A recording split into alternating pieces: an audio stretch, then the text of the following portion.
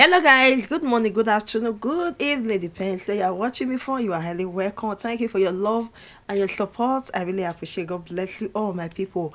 My people, this our mommy Gio don't cry come and say he want share a life story to me and you and he need advice, my people. Before we chook our mouth put for this matter, I'm here for our mommy Gio. My people, since they happen, if today is your first time see me, you are highly welcome. In this channel, we do a lot. In this channel, we bring people's story as Mommy Gio be now. So we bring people story. Make me and you tell them. They say what you hear, you know, make that mistake again. So we they do a lot. We they talk about marriage. We they talk about family. We they talk about home because this channel based of marriage and home. So what this video share and drop your opinion and subscribe, my people. More here for this our mommy Gio, my people. Wahala not too much, it's too much. Oh. What this video with me, my people. Calling when people say their mother is sick, their auntie is sick, their father is sick, or they want one prayer for one deliverance of us, he's always there. Eventually, my husband came in 2020. My husband said he has a strong pull that God wants him to start his own ministry, his own church.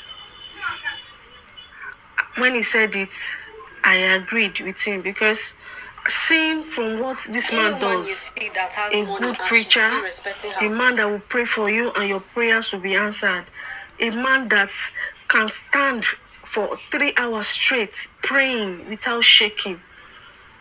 That is how powerful my husband's prayer life was, and that was how good he was as a pastor. So when he told me that he got a call in a strong pool and that we have to leave Surulere to Aja, that is where he wants to establish his church, I did not even think twice because I married him to be his support system, to be his pillar. So I left him. I left with him to Aja. We left Surulere. We moved to a 2-bedroom apartment in Aja. And from there, my husband started his church. We started from 80 members. Before you know it, because of how people were now talking about this powerful man of God, this man that will pray and people will get what they want, this man that will build the faith of people, this man that will stand on that his altar and call on God and God will answer him. People started hearing about my husband. That was how we started growing in our ministry. Our church started growing, and before you know it, we had 200 members and even above. He was happy. Meanwhile, I left my job to join my husband. So at that time, I was not doing anything. So my husband said he wants me to be his support system. As his wife, as his supportive wife, I should make sure that I'm living the lifestyle that people will emulate as his first lady in the church. And I tried my best to live up to that life that people will see and they will emulate as a God-fearing woman. But I was not comfortable. My husband was there for everybody outside. You call him to fast for you, fast for you. You call him to pray for you, pray for you. Pastor, I need you to come and lay hand on. He would go and lay hand. But his home was shaking. My husband was neglecting me, his wife. We hardly make love. We hardly have anything to do with staying on the same bed with each other because he is always out there praying. He's always out there fasting. When I try to call his attention to it, he will tell me, don't worry, after this fasting, the next time we will do it. But after he will finish fasting for 1 week, let's go. He will tell me I'm tired. It now became, I am tired, I am fasting, I am praying. Now is not the right time. Now is not a good time. And we have not even conceived in this marriage. It was as if he was not even thinking about conceiving, or maybe he felt like maybe the once in like 5 months that we'll do it, maybe we'll conceive. I really don't know what was going through his mind. But it was just as if he was focused on that his calling as a pastor, that he neglected his own. And that neglect was what pushed me outside. I started missing the warmth of a man. I started missing the touch of a man. Someone who would kiss me, someone who will not just for touch, someone that will give me listening ear, that will grant me audience when I want to say how I feel, someone that is there for me. My husband was lacking in all that, and I craved such so much. So one day I went out and I visited my brother. While I was in my brother's house, a friend of his, I don't want to mention name right now, he came to the house and we connected in my brother's house. We were talking, we were gisting, and I had satisfaction from gisting with that my brother's friend. So when my brother went inside, I collected his number. In my head, it was just for networking. So my brother's friend was into the interior decorations. So when I collected his number, something pushed me to collect his number. This is such a nice man. This is a man that makes a woman laugh. Maybe he will he will give me small attention. But that is the first excuse I started giving myself. But along the line, after I collected his number, I started asking myself, are you sure it's just what you want? Just for connection? Just to network? Well, one day, this was 2 weeks after I left my brother's house, I called his number. He picked. Then my husband was, of course, as usual, in church doing his ministry work. I called his number. My people, things they happen, women out there, we need to be careful no matter what. More we here for this Mom Geo finish. Things they happen, no matter what. Pastors out there, that the Geo, me not they give a wife time. Me not they give a wife, me not they create time. Me not they create time for a wife. Eh?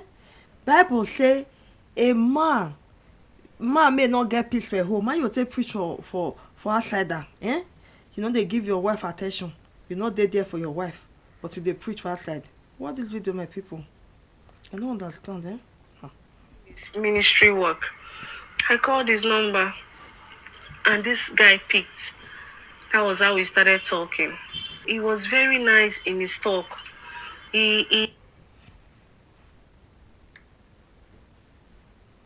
At that point, when this guilty conscience want to come, I will push it to the back of my mind. I don't want to hear anything. This is the phone I've been looking for. The attention I'm not getting from my husband. One day my husband asked me, you've not been disturbing too much. I said, we are doing Christ work. Our mission right now is to build the church. So even if you are not disturbing me about it, there's no problem. I'm not angry anymore. Let's focus. My husband didn't suspect anything because he would never have believed that his wife, the one whom he chose to stand with him on that altar, is actually going to do something as such to him. But honestly, why I even started doing this thing with this man that I met is because I know God called you, but God will call you, but it will also not call you to come and starve your family. And your wife, who is supposed to be your pillar, you are saying her of the rightful things that marriage is supposed to be. No emotion, no attention, no love making, nothing. We are just living for the church, according to him, to grow the church, and that's it. How can you stay months, 2 months, 3 months?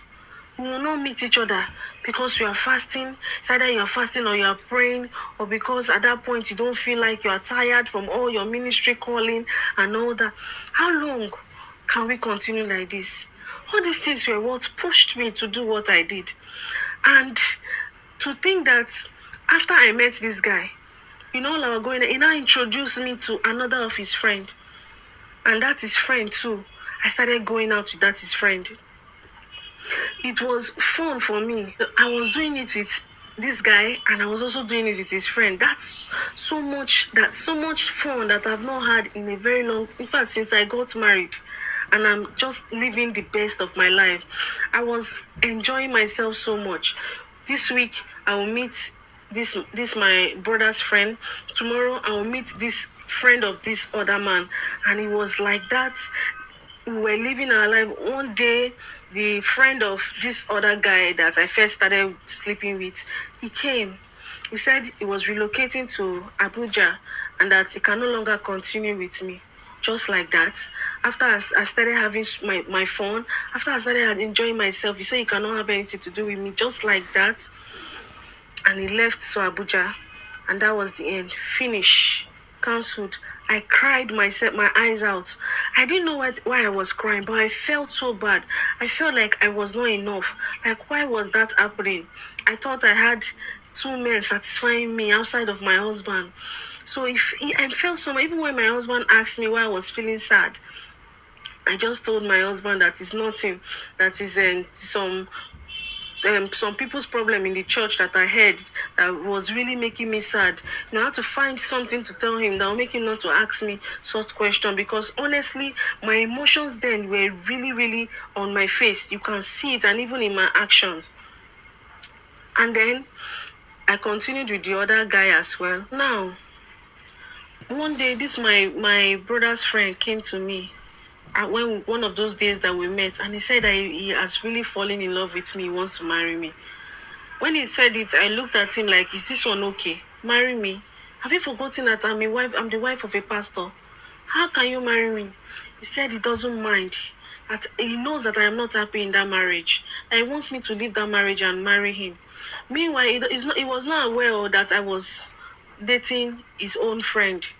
Because if he knew, I'm not sure he would have asked me. I told him that I can't leave my marriage. Where have you heard that a pastor's wife will leave her marriage for another man, all because of one knacking or the other? I don't think that would speak well of me. But right now, he's pursuing me seriously. He's on my neck and he's spending so much on me. He wants me to leave, and he gives me all the attention that I need. Marriage should be more than just prayer and order. Even though you are married to a pastor, it should be more than prayers and fasting. We should also enjoy ourselves as husband and wife. And I've not gotten that from the so-called marriage for years now. And now this guy is on my neck. He says he wants to marry me. And I think that if I continue to stay with my husband, I will waste my life. I will live in sadness and depression. I will not be happy when there is another man that is there that is ready to make me happy. Now I want to know, what should I do? What will be said of me if, as a pastor's wife, I leave my husband to go marry another man? What will people say about me? Because at the end of the day, this my pastor husband is not really a bad person. He's also a good person. Will it also spoil his name? Will it ruin his church? How are we going to cope with this? Auntie Naye, I need you and your followers right now. You and your audience to